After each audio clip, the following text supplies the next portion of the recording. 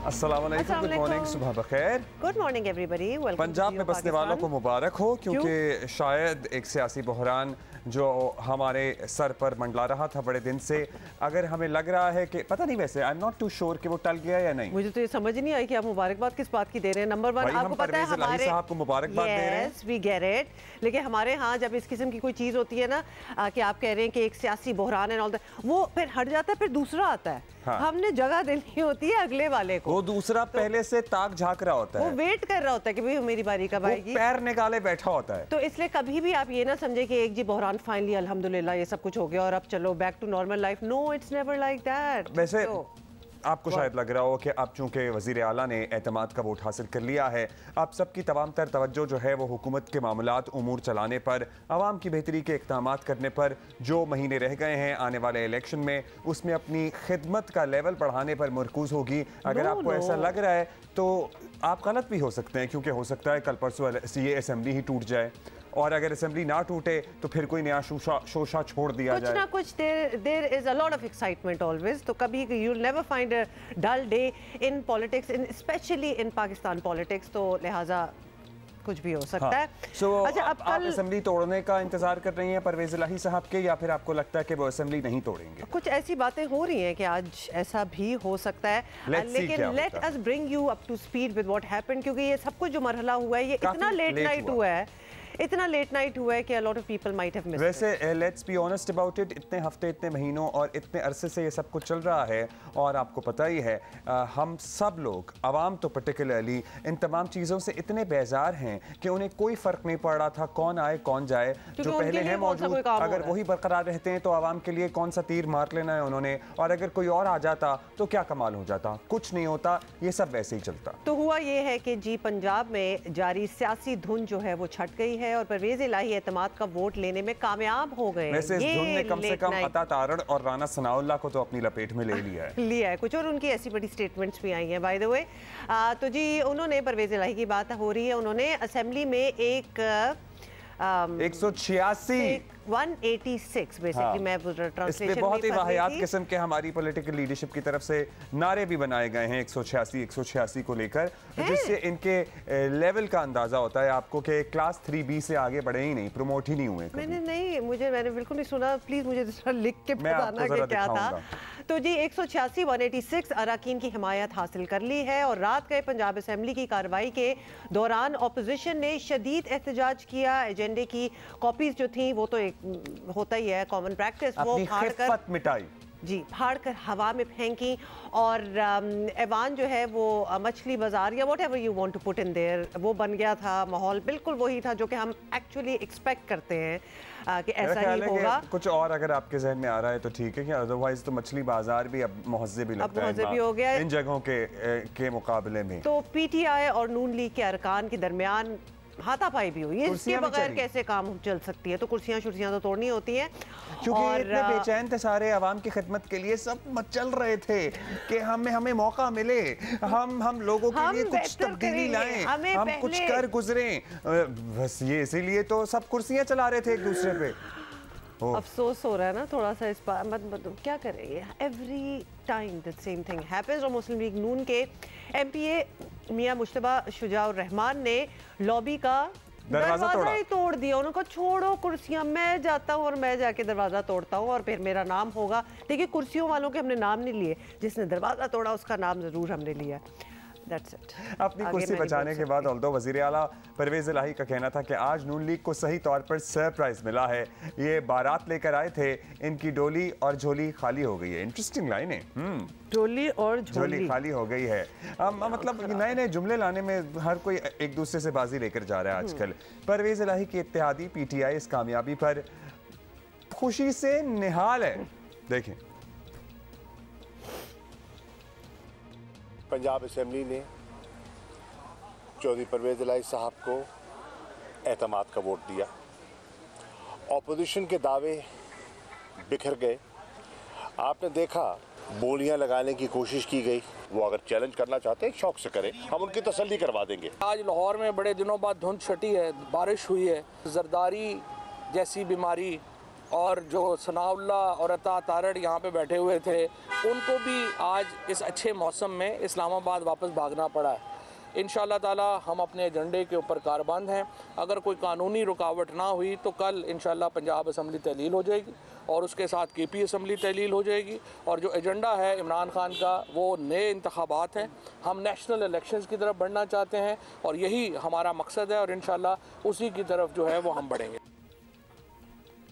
अच्छा जी, अब होगा क्या? पंजाब असेंबली का इजलास जो है वो 23 जनवरी दोपहर 2 बजे तक के लिए मुलतवी कर दिया गया है और वज़ीर दाखिला राना सनाउल्लाह ने एतमाद के वोट की कार्रवाई मुस्तरद करते हुए ऑफ कोर्स अदालत जाने का इशारा दे दिया है।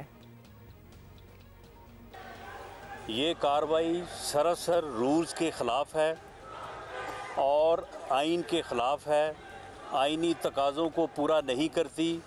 और जब मामला सब जुडिस है और वहाँ पे आज इनके वकला का ये मौक़िफ़ था कि गवर्नर का ऑर्डर जो है वो गैर आइनी है, हम उसे तस्लीम नहीं करते, तो फिर अब इन्होंने अंडर आर्टिकल 130 सब आर्टिकल 7 के तहत ये किस तरह से जो है ये तमाम रूल्स रिलैक्स करके जो है वो वोट ऑफ कॉन्फिडेंस की जो है वो कार्रवाई की है। वहाँ अदालत में मौक़िफ़ और है और यहाँ पे आके इन्होंने धोखे से और हेरा फेरी करते हुए ये कार्रवाई अंजाम देने की कोशिश की है, जो कि सरासर गैर आइनी है, गैर कानूनी है और हम इसे तस्लीम नहीं करते। अच्छा जी, राना सना साहब की गुफ्तगू भी आपने सुन ली। चेयरमैन पीटीआई इमरान खान भी कल फिर पूरे जोबन पर नजर आए, थोड़े से गुस्से में भी थे। पंजाब की पार्लिमानी पार्टी से खिताब में अपने अरकान के हौसले बढ़ाते हुए अपनी पार्टी की मकबूलियत पर नाज करते हुए उन्होंने बहुत कुछ कहा, लेकिन साथ ही वो कौन है की तकरार किए बगैर एक बार फिर इल्ज़ामात की बारिश कर दी। इस खदशे का भी इजहार किया कुछ ताकतें उनका सियासी चैप्टर क्लोज करना चाहती हैं, लेकिन वो तो ऐसा होने नहीं देंगे। पंजाब असेंबली में एतमाद के वोट की कार्रवाई ने इमरान खान के दावों की खली खोल दी है, क्योंकि वो इतने दिनों से पीटीआई के अरकान को तोड़ने के इल्ज़ामात नाम लिए बगैर लगा रहे थे। वैसे वो क्या बना उन इल्ज़ामात का, कोई टूटा तो है नहीं। आज रात का जो नतीजा सामने आया खान साहब के बयानात के बिल्कुल बरक्स था। बहरहाल पंजाब में फ़िलहाल बेयकीनी को ब्रेक लग गई है फ़िलहाल, मगर ये सवाल अब भी अहम है कि असेंबली तोड़ी जाती है या नहीं तोड़ी जाती, क्योंकि पीटीआई ने 186 की हिमायत साबित कर दी है। तो बॉल अब परवेज़ इलाही साहब के कोर्ट में ही है। सो ये सारा कुछ है लेटेस्ट फ्रॉम पंजाब।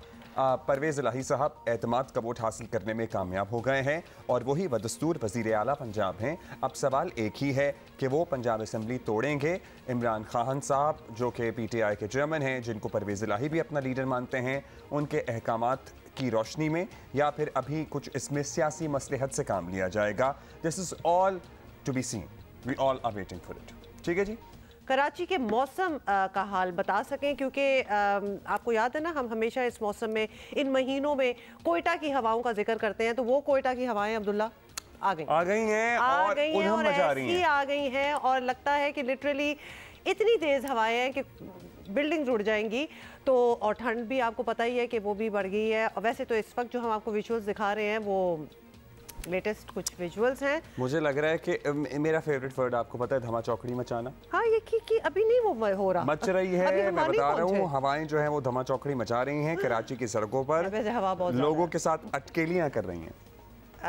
हम इधर ही अब्दुल्ला भाई को रोक लेते हैं। मैं आपको बताती हूँ कि सर्दी जो है ना वो जरा ज्यादा बढ़ गई है और पूरा शहर रात को बिल्कुल नहीं थी, स्टैंड स्टिल था बिल्कुल घरों के अंदर। Absolutely not. कल रात को इतनी तेज हवा थी, हवा चलना शुरू हुई है। रात गए नहीं यार, शाम के। Abdullah, I go for a walk every day, so I was being pushed by the wind. जहां आप वॉक करती हैं वहां इन एनी केस हवा नहीं, बिल्कुल एनी केस नहीं होती। ये क्योंकि आप वहां वॉक नहीं करते, आपको नहीं पता, वहां रोज इतनी हवा नहीं होती। कल कुछ ज्यादा ही स्पेशल सीन था।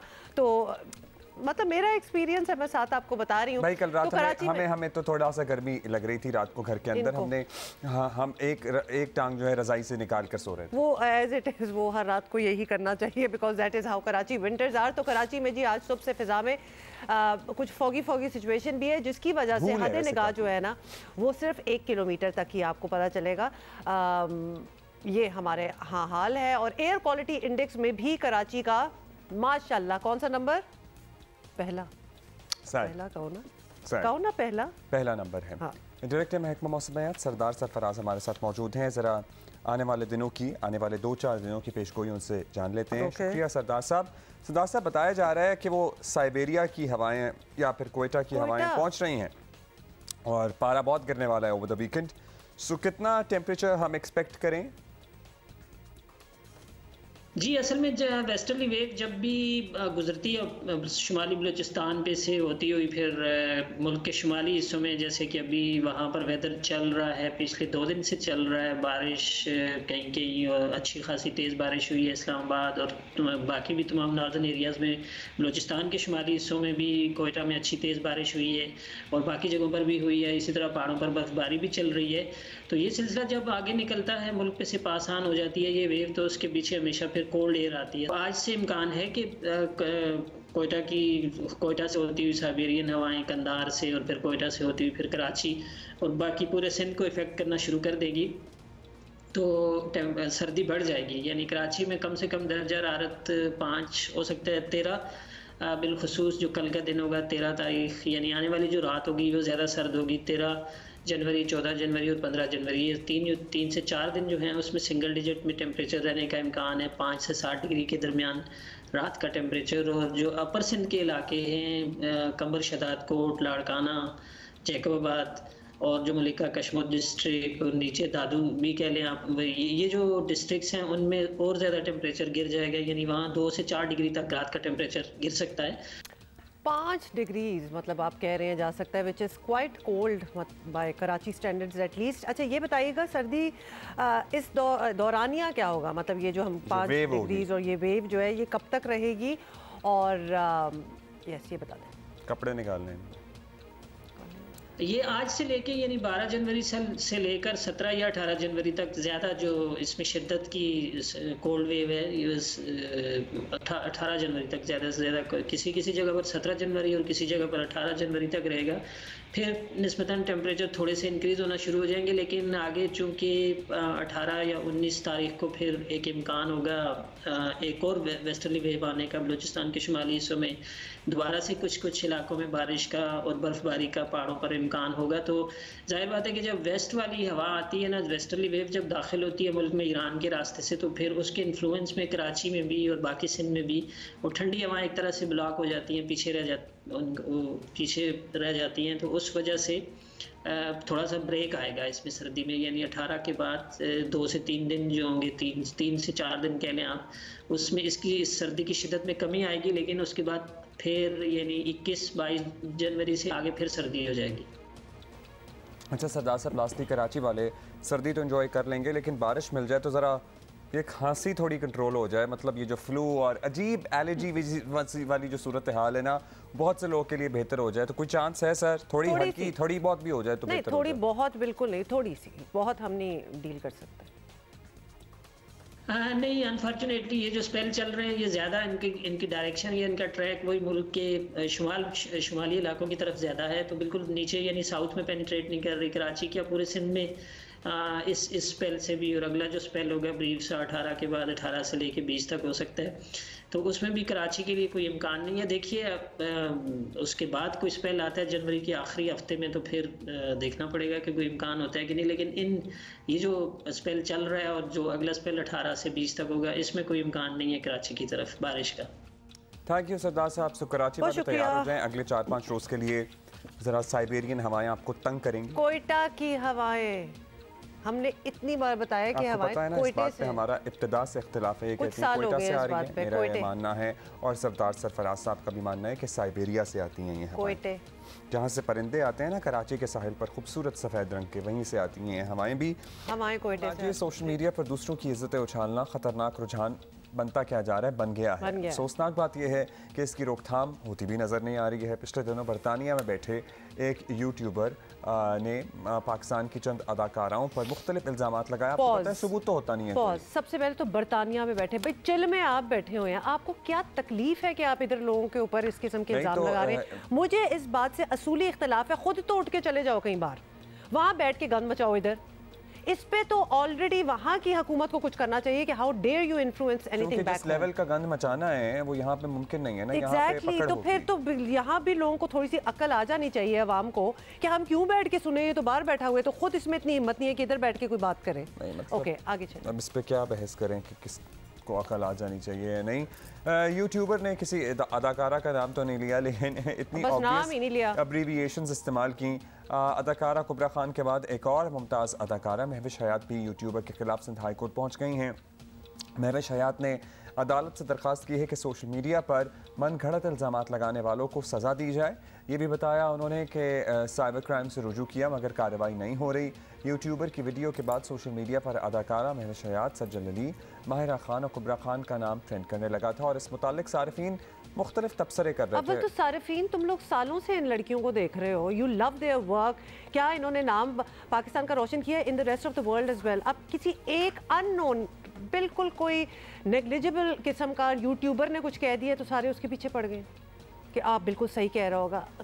मेरा ख्याल है कि लोगों को ऑल्सो थोड़ा सा एक, क्योंकि आपको पता है ना ये कल्ट की हैसियत इख्तियार कर चुका है ये सारा मामला। और ये बाय द वे ये सारे अगर कल्ट की ही बात हो रही है तो ये सारी वो एक्ट्रेसेस हैं जो कि उस कल्ट को भी फॉलो करती हैं। True.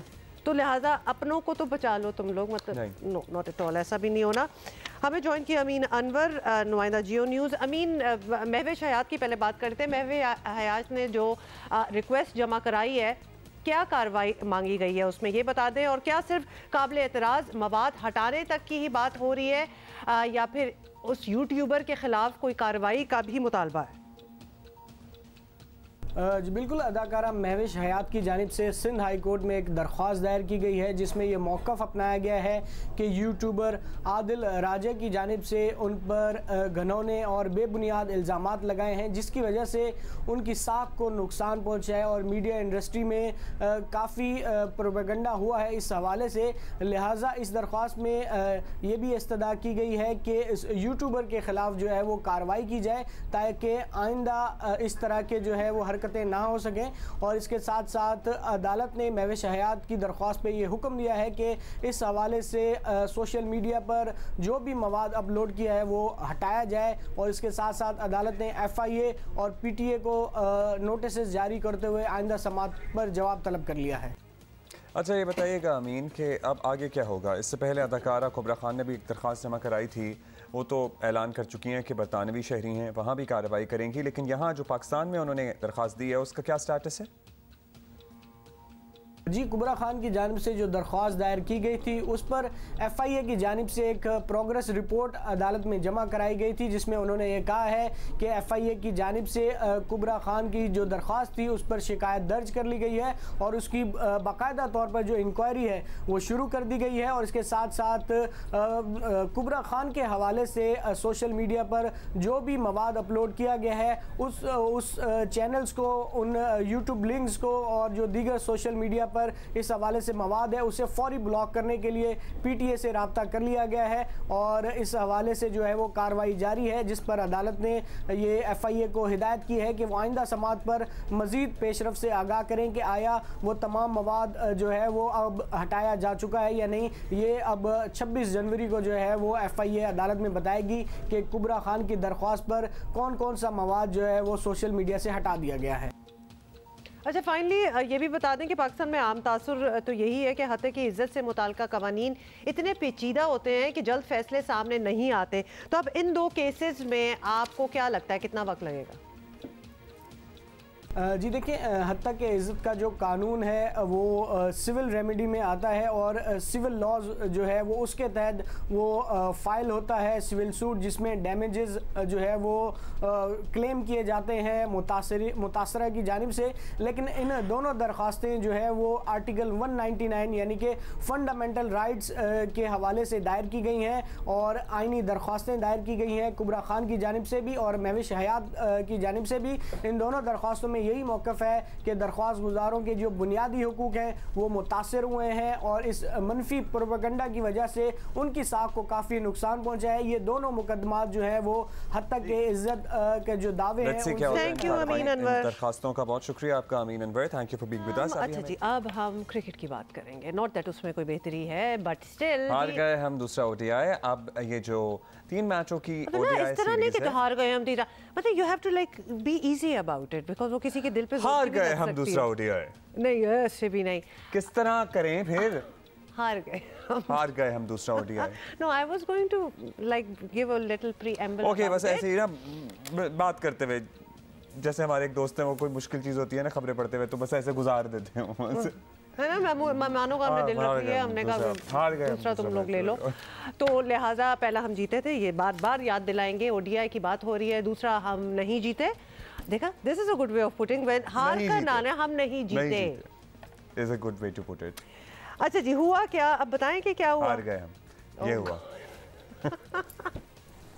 बड़ी दिल पे लगी हुई है जोर की, तो कहेंगे आपको यही कि मतलब टीम भी वही है और मैदान भी वही था। 1-2 दिन पहले 79 रन से शिकस्त दी है, सीरीज 1-1 से बराबर हो गई है। I was trying to avoid that. अच्छा जी, व्हाइट वॉश करने का ख्वाब हमारा बिखर गया है, लेकिन सीरीज जीतने का मौका अभी भी है। आखिरी match is going to be interesting. The silver lining is that कि आखिरी मैच जरा डू एंड डाई हो सकता है। Actually because everybody was saying कि चूंकि 3 हैं ओडीआईज, तो एक हम जीत गए, एक वो जीत गए, तो the third is going to be the best. Let's make it interesting. इसलिए एक्साइटमेंट वैसे जिंदगी में नहीं चाहिए। 262 रन का हदफ दिया था और हमारी अनप्रेडिक्टेबल बैटिंग लाइनअप चौक कर गई हमेशा की तरह, और जिसके मुजाहरे हम पहले भी देख चुके हैं। ओपनर हमारे बैटर फ़खर ज़मान डक पर चलते बने और पाकिस्तान की पूरी टीम 43वें ओवर में 182 रन ही बना सकी।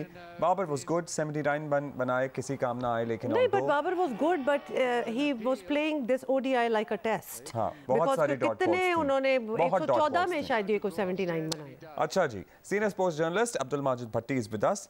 भट्टी साहब, जरा पहले तो कल की परफॉर्मेंस पे तब्जिया कीजिएगा कि what went wrong yesterday. Abdullah, वो आपने प्रोग्राम के आगाज में कहा था ना कि पाकिस्तान की पॉलिटिक्स में कोई डल मोमेंट्स नहीं होते, तो ये सेम थ्योरी क्रिकेट में भी नहीं होते, ये पाकिस्तान क्रिकेट में भी अप्लाई होती है कि हम हमेशा से कोई ना कोई ऐसी हेडलाइंस दे जाते हैं दुनिया को। देखिए, कल पाकिस्तान ने पहले शुरू में बॉलिंग बहुत खराब की, लेकिन एक वक्त पे जब लग रहा था कि न्यूजीलैंड को 350 रन कर जाएगा, हमारे बॉलर्स ने कमबैक किया और न्यूजीलैंड को रिस्ट्रिक्ट किया 262 तक। लेकिन उस दौरान जो हमने बीच में 3 कैचेस छोड़े हैं, एक हारिस सोहेल ने कैच छोड़ा, एक मोहम्मद रिजवान ने कैच ड्रॉप किया, सबसे बढ़ के जो सेंचुरी मेकर थे कॉनवे, उनका जो कैच ड्रॉप किया मोहम्मद नवाज ने अपनी गेंद पर, मेरा ख्याल में वही इस मैच का टर्निंग पॉइंट था, क्योंकि उन्होंने बड़ी जबरदस्त तरीके से हमारी प्लानिंग को भी एक्सपोज किया और हमारी जो जितनी हमारी पॉइंट्स थे वो सब उस पर हावी हो गए न्यूजीलैंड वाले। लेकिन उनकी तारीफ करना पड़ेगी कि उन्होंने बाबर आजम जैसे दुनिया के टॉप के बैट्समैन को भी बिल्कुल कल आउट क्लास कर दिया। हालांकि 79 रन बाबर ने बनाए, लेकिन बाबर जिस तरह अभी हुमा कह रही है, तो टेस्ट स्टाइल में वो वनडे क्रिकेट खेल रहे थे। मोहम्मद रिजवान और बाबर की जो 55 रन की पार्टनरशिप थी, गालिबन 99 गेंदों पर वो पार्टनरशिप थी, वहां पर मेरे ख्याल में सारा मामला जो था वो पाकिस्तान के हाथ से निकल गया। आप देखें, पाकिस्तान के बैट्समैन रन आउट भी हुए, स्टंप भी हुए, कैचेस भी उन्होंने दिए। हालांकि आप देखें कि पहले मैच जीतने के बाद पब्लिक ने अच्छा रिस्पांस दिया। कल कोई 8-9 हज़ार लोग आए। आप देखें, एक वक्त पर पिच इन्वेजन भी हो गया, 2 मंचले जो थे वो ग्राउंड में कूद गए, बाद में पुलिस ने उनको पकड़ लिया। तो लोग जो थे वो क्रिकेट को एंजॉय करना चाहते हैं। कल चूंकि थोड़ा मौसम भी कराची का बेहतर था, तो लोगों ने ग्राउंड का रुख किया, लेकिन मेरे ख्याल में काफी डिसअपॉइंटमेंट रही पाकिस्तान की परफॉर्मेंस को देखकर। अच्छा भट्टी साहब, ये बताएं, और उम्मीद कर रहे हैं कि वजह यही हो और कोई ना हो कि क्योंकि डे एंड नाइट मैच था, तो पहले जिसने खेला उसको ज़रा ज़्यादा रन्स बनाने का मौका मिल गया और फिर पिच जो थी वो ड्यूई होगी, कुछ इस किस्म पे भी आप करेंगे कि शायद ये भी वजह हो सकती है दैट वी कुडंट स्कोर? अच्छा हुमा, हम होम ग्राउंड पर खेल रहे हैं और पिचेस बनाना हमारी उसमें सवाबदीद है, लेकिन हमने पहले मैच में जो पिच बनाई थी वो पाकिस्तान की टीम को सूट करती थी। मेरे ख्याल में कल की जो पिच थी वो शायद पाकिस्तान के लिए इतनी आसान नहीं थी। मेरा ख्याल में अगर उसी पिच को बरकरार रखा जाता जो पहले मैच में थी, लेकिन शायद डिफरेंट चीजें को ट्राई करना चाहते थे। लेकिन आप देखें कि एक तरफ तो हमारे क्रिकेटर्स को हम इस लिहाज से तो क्रेडिट दें कि एक तरफ तो क्रिकेटर्स ग्राउंड में परफॉर्मेंस दे रहे,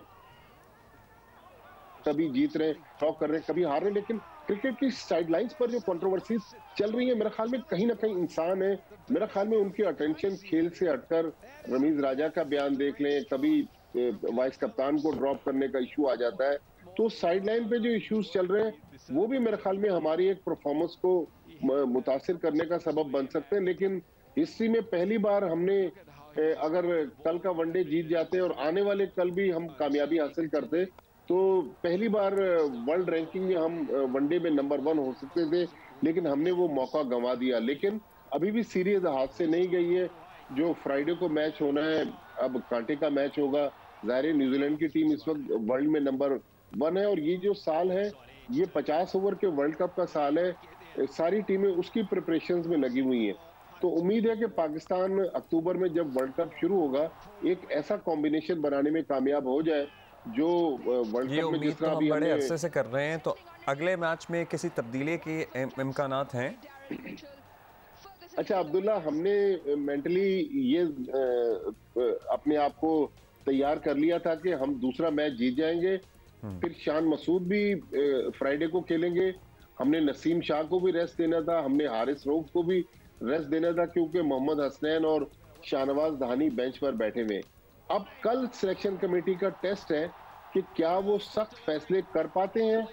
मेरे ख्याल में करेंगे, लेकिन शायद थोड़ा सा बच बचा के चलेंगे। मुझे लगता है कि शायद ओपनिंग स्लॉट में इमाम उल हक की जगह अब्दुल्ला शफीक को ट्राई करने, फास्ट बॉलर्स को खिला ले, लेकिन वो जो एग्रेसिव अप्रोच होनी चाहिए थी मेरे ख्याल में थोड़ा सा बाबर आजम और शाहिद आफरीदी जो टीम मैनेजमेंट है। लेकिन जो एक इंटरेस्टिंग चीज है अब्दुल्ला, वो हम लोग कल से डिस्कस नहीं कर रहे कि टेस्ट मैच में भी हमने देखा और कल भी हमने देखा कि हमारे जो हेड कोच है सकलैन मुश्ताक वो ग्राउंड नहीं आ रहे। अब वो कहा तो जा रहा है कि उनकी तबीयत खराब है, लेकिन कल जो फ्राइडे को मैच होना है as a head coach Pakistan cricket team Saqlain Mushtaq का आखिरी मैच होगा। उसके बाद पीसीबी जो है वो फॉरेन कोच की तलाश में है।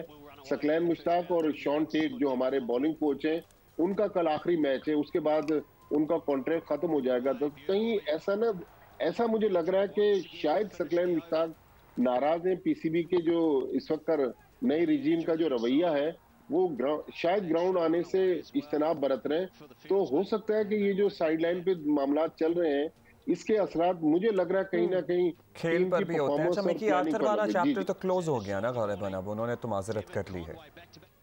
बिल्कुल अब्दुल्ला, मिकी आर्थर चूंकि वो डार्बीशायर काउंटी से मुआहिदा कर चुके थे, लिहाजा वो चाहते थे कि एज ए कंसल्टेंट आ जाए, एडवाइजर मतलब वहाँ भी चलता रहे, यहाँ भी चलता रहे। तो who is in the running, फिर कोई कौन से नाम है जो फ्लोट कर रहे हैं इस पोजीशन के लिए? देखिए पीसीबी ने ऑस्ट्रेलिया के जो फॉर्मर क्रिकेटर और कोच है जस्टिन लैंगर, उनसे भी राब्ता किया है। कुछ और नाम भी अभी उनके जेर गौर हैं, लेकिन मसला है कि फॉरेनर्स पाकिस्तान में जो हमारा मिजाज है ना, जो अचानक रिजीम चेंज होता है वहाँ कोच चेंज कर देते हैं। 2019 में पॉलिटिकल स्टेबिलिटी की वजह से भी लोग कतरा रहे हैं ना कि भाई अभी यही साल अगर इलेक्शन का हुआ फिर नई हुकूमत आएगी, फिर वो बोरिया बिस्तर उठा के दूसरे मुल्क से आएंगे, फिर नया बंदा आएगा, वो अपनी मर्जी के लोग ले आएगा। यही तो हम चाहते हैं कि चीजें ना, इसी से वो डरते हैं, इसीलिए लोग जरा खाइफ हैं। और इसीलिए मिकी आर्थर भी चाह रहे थे कि वो परमानेंट ना आए, वो जरा एज ए कंसल्टेंट आते जाते रहे। ऐसा ही था ना? जी हाँ, बिल्कुल ऐसे ही था। और फॉरेनर्स जो है वो पाकिस्तान आने से इसलिए घबराते हैं कि यहाँ जैसे ही बोर्ड चेंज होता है तो उनका बोरिया बिस्तर भी लपेट दिया जाता है। लिहाजा मेरा ख्याल में अब जो भी फॉरेनर आएगा वो सोच समझ के ऐसा कॉन्ट्रैक्ट पीसीबी के साथ डिजाइन करवाएगा ताकि अगर पीसीबी उसको हटाता भी है तो उसको उसके पैसे मिल सके। ये हमने फॉरेनर्स के साथ नहीं किया। रमीज राजा जब आए तो हमने मिसबाह उल हक और वकार यूनुस को भी फारिग किया था। तो लिहाजा पाकिस्तान में लोग आने से इसलिए भी कतराते हैं कि हमारा सिस्टम जो है उसमें इनकंसिस्टेंसी ज्यादा नजर आती है। बहुत शुक्रिया भट्टी साहब। और ये मतलब ये तो हम क्रिकेट की बात कर रहे हैं, लेकिन हर जगह ऐसा ही है कि पाकिस्तान में हर चीज़ इतनी पोलिटिसाइज होती है कि आपको लिटरली अपना कुछ अरसे बाद का 6 महीने साल बाद का फ्यूचर नहीं नज़र आ रहा होता कि क्या होना है। But in the meantime जी आपको बता दें कि पाकिस्तान के खिलाफ दूसरा वनडे जीतने के बाद न्यूजीलैंड की टीम जो है वो ICC cricket world cup super league की रैंकिंग में पहले नंबर पर आ गई है। So that is good for them. और जबकि इंडिया दूसरे और पाकिस्तान तीसरे नंबर पर है, और तीनों टीमें रवा साल ODI वर्ल्ड कप के लिए क्वालिफाई भी कर चुकी हैं। So there you go. सो ये सारी सूरत हाल है। अगर आप रैंकिंग देखें तो साउथ अफ्रीका तो बहुत ही नीचे चला गया है। तो साउथ अफ्रीका के लिए आपके मतलब, और अफगानिस्तान जो है वो किस नंबर पर आ रहा है? 7वें नंबर और क्वालिफाई भी कर चुका है। सो कभी के दिन बड़े कभी की रातें। आप ये देखिए ना, साउथ अफ्रीकन टीम एक ज़माने में ऐसी होती थी कि इससे कांटे के मुकाबले होते थे। टॉकिंग ऑफ अफगानिस्तान, हाँ, सो 7वें नंबर पर हैं। Since we are talking about women and cricket, तो आपको बता दें कि सऊदी अरब में 4 मुल्की विमेन टूर्नामेंट पाकिस्तान कामयाब आगाज़ किया है पाकिस्तान ने। और पाकिस्तान विमेन टीम ने पहले मैच में कोमोरोस को, फुटबॉल है बाय द वे ये टूर्नामेंट। अच्छा ठीक है, ओके, सऊदी अरब में हो रही थी। हाँ, कल ही तो बताया था हमने। और कोमोरोस पे भी हमने एक क्वेश्चन मार्क था कि ये क्या है। जनाब ये एक 3 आइलैंड्स मुश्तमिल एक मुल्क है और पाकिस्तान ने हराया है इनको, अपनी पोजीशन मुस्तहकम कर ली है। पाकिस्तान की जानिब से मैच का वाहिद और फैसला कुन गोल अनमोल हिरा ने आखिरी मिनट में किया, वेरी लास्ट मिनट। रश बहुत है भाई स्टेडियम में। हिरा के साथ अनमोल क्यों कहा है? हाँ, Anmol Hira is the name. I know, I was just pulling your leg. Anmol Hira नाम है। एक बंदा तो बिठा देते पीछे स्टैंड्स में। पता लगता है स्टैंड्स में वो बैठने की जगह भी नहीं है। So as we said, talking of women and sports, this is what is happening. और good start for the Pakistani women. अच्छा, 15 को होगा मॉरिशस से मैच हमारा, वो भी जीत जाएंगे इंशाल्लाह। भाई शेर दिलों की धड़कन बने, नज़्में आँखों का ख्वाब और गज़लें दिलों का बयान ठहरी। ये हमने टैबलो करना था कि Abdullah will say this Shayari and I will act it out. मिजाज में रुमानियत भी और मुज़ाहिमत भी। बात कर रहे हैं ऐसे शायर की जिन्हें लोग अहमद फराज के नाम से जानते हैं। इस मुमताज़ शायर का आज 92वां यौम विलादत है। ज़िया दौर में जिला वतन भी हुए, मुशर्रफ दौर में मुलाजमत से हाथ धोने पड़े। कहते हैं कि शायर को असल मकबूलियत उसकी ज़िंदगी में नहीं मिलती, लेकिन अहमद फराज वो खुशकिस्मत शायर हैं जिन्होंने अपनी ज़िंदगी में मकबूलियत का उरूज देखा और इससे महसूस भी हुए। 25 अगस्त 2008 को इनका इंतकाल हुआ। We have a very interesting guest waiting for us, और आपको ऐसे शख्स से आज हम मिला रहे हैं जो कि दिन भर सड़कों पर ट्रैफिक वार्डन के फ़राइज़ अंजाम देते हैं, लेकिन रात होते ही उनका शौक उन्हें जिम खींच ले जाता है।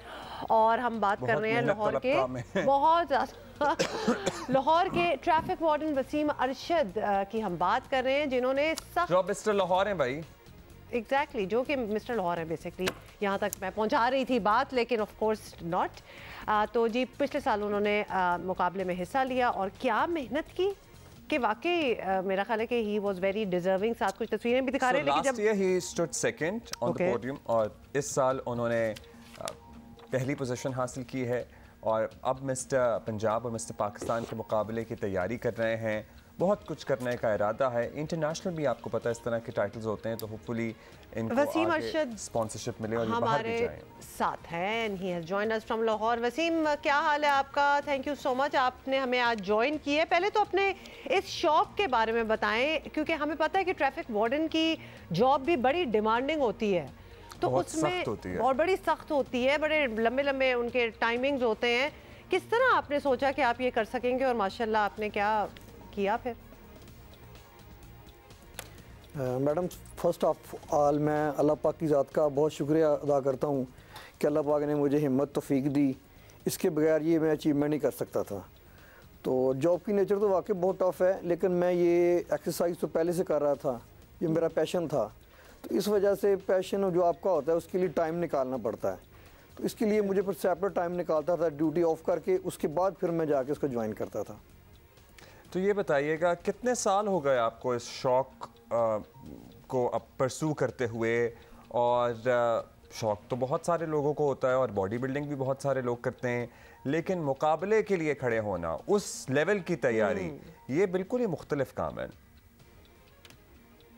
जी सर बिल्कुल आपकी बात ठीक है। जिम में तो हज़ारों लड़के जाते हैं लेकिन कंपटीशन के लिए बहुत कम आते हैं, क्योंकि इसमें सर ना बहुत ज़्यादा आपको फाइनेंशियली तौर के ऊपर सपोर्ट चाहिए होती है, क्योंकि डाइट मैनेज करनी, फिर उसके साथ आपके जो कोच हैं उसके एक्सपेंसिव हैं, फिर सप्लीमेंट्स हैं उनके एक्सपेंसिव हैं, तो ये सारी चीज़ों को मैनेज करना बहुत मुश्किल होता है। तो एक्सरसाइज तो मैं सर को 20 साल से कर रहा हूँ, लेकिन प्रोफेशनली तौर पर मैंने कंपटीशन पिछले साल खेला था जिसमें मैं रनर अप रहा था, और इस साल फिर मैं अल्लाह पाक ने इज़्ज़त से नवाजा है और मैंने कंपटीशन विन किया। ज़बरदस्त। अच्छा ये बताएं कि आपका जो डिपार्टमेंट है जहां आप काम करते हैं, उन्होंने भी आपको इनकरेज किया, क्योंकि कभी कभार तो इंसेंटिव वहां से भी आता है, जब एक पोटेंशियल नज़र आ रहा हो किसी शख्स का, तो वहां से भी आपको सपोर्ट मिली? जी जी बिल्कुल। हमारे डीएसपी, हमारे एसपी हेडक्वार्टर साहब हैं शहजाद खान साहब, उन्होंने मुझे भरपूर तरीके से सपोर्ट किया। पीएसओ साहब मलक हसन साहब हैं, वो भी जो मुझे कोई मसला मसाइल आता था उसको फौरी तौर पे हल करते थे और उन्होंने मुझे बहुत सपोर्ट किया। हमारे सीटीओ साहब हैं डॉक्टर असद मली साहब, उन्होंने मुझे बुला के तरीफ़ी सनद दी है, फिर कैश अवार्ड भी दिया है और आगे मज़ीद कहा है कि मैं तैयारी करूँ, वो मुझे सपोर्ट करेंगे। जी सर। अच्छा अब ये बताइए वसीम साहब कि एक तो हमें हैरानी हो रही है माशाल्लाह, इतनी सख्त ड्यूटी के साथ आपने इतनी सख्त ट्रेनिंग भी की, कैसे और फिर ट्रेनिंग के बाद नींद भी बड़ी ज़रूरी होती है, क्योंकि उसके बगैर तो आपका मसल डेवलप नहीं हो पाता। तो कितना मुश्किल था ये सारा कुछ मैनेज करना? छुट्टी बुट्टी ली या सब ड्यूटी के साथ ही होता रहा? नहीं सर, छुट्टी नहीं मैंने ली, ये मैं ड्यूटी के साथ इसको कंटिन्यू करता रहा हूँ, क्योंकि मेरा पैशन था। तो वो फिर मेरे माइंड में ये ऐसे एक्सक्यूज़ आते नहीं थे कि मैं थक गया हूँ, मुझे बहुत ज़्यादा थकावट हो गई है, टाइम नहीं मैनेज है।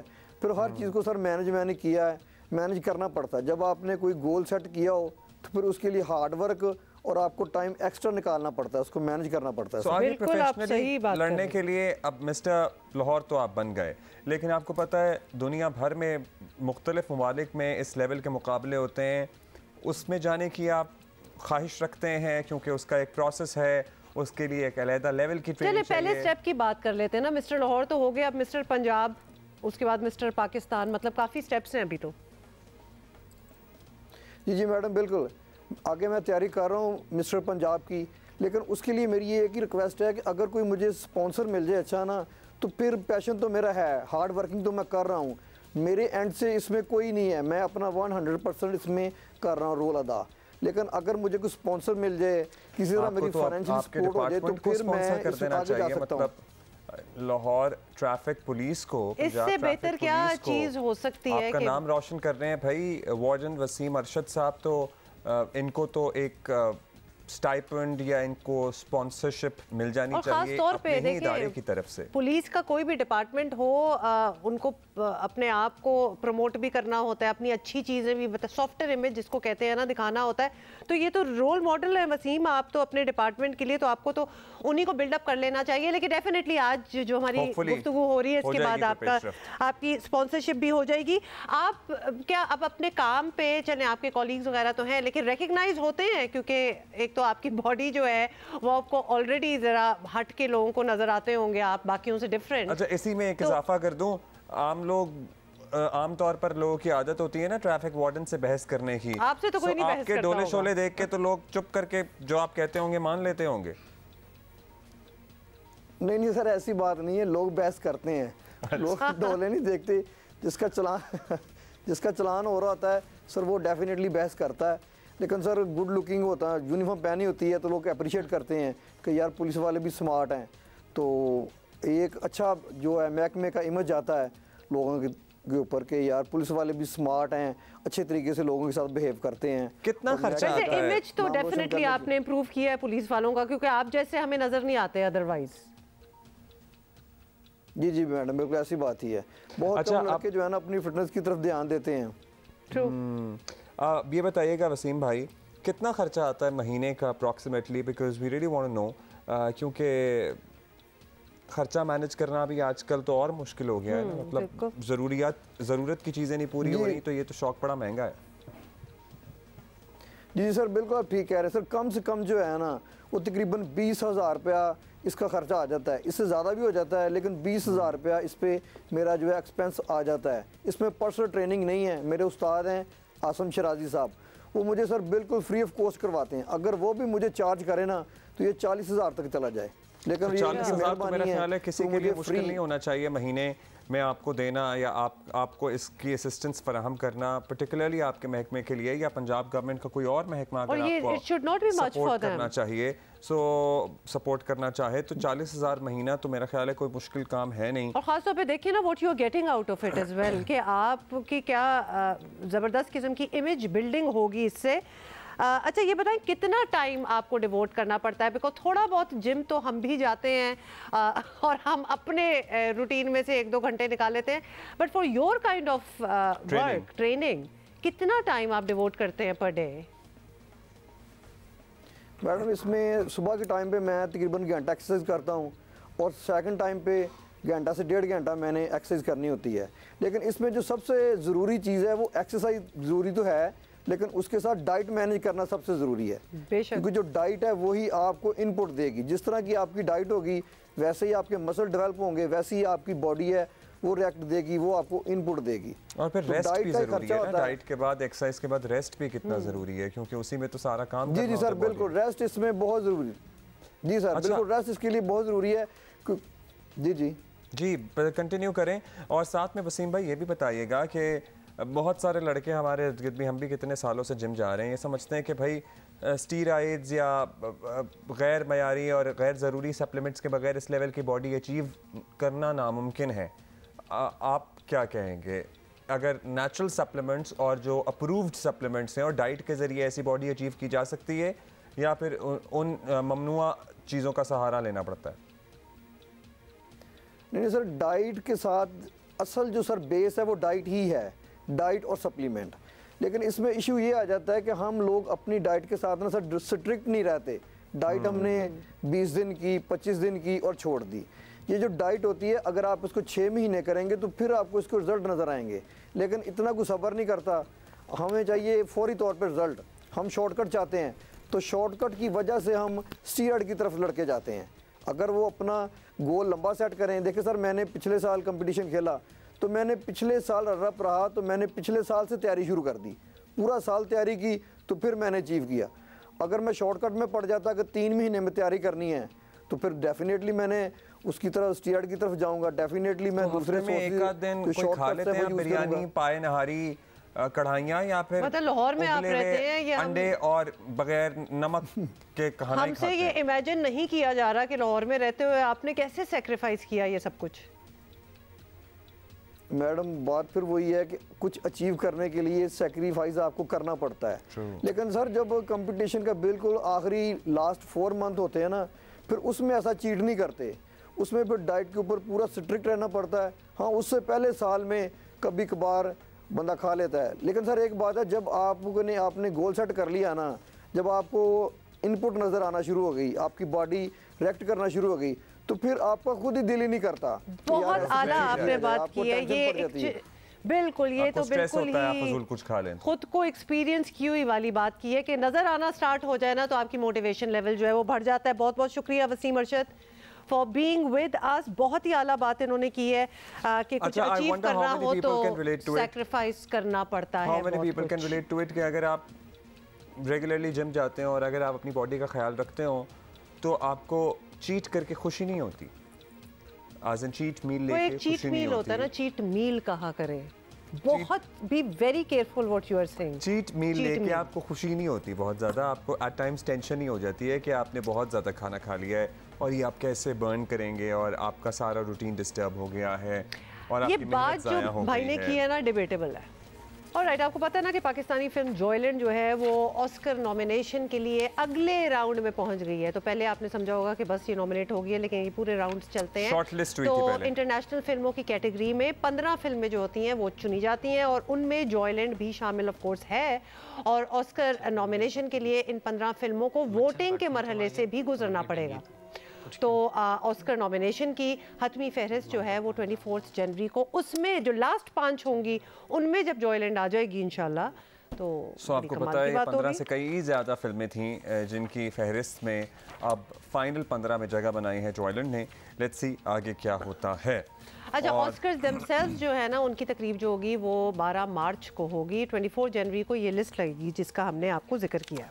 अच्छा जी, एक और ट्रिब्यूट हमने पेश करना है आज, और खैराज तहसीन पेश करेंगे मारूफ अदाकार वसीम अब्बास के वालिद तो पाकिस्तान फिल्म इंडस्ट्री के पहले सुपर हिट प्लेबैक सिंगर इनायत हुसैन भट्टी साहब को। वो बैक वक्त गुलकार, अदाकार, फिल्म साज और स्क्रिप्ट मतलब हरफन मौला in the truest sense of the word. Column भी लिखते थे, थिएटर की दुनिया में भी इन्होंने नाम बनाया। I wish we could hear something else, but anyway, जी टाइम नहीं है.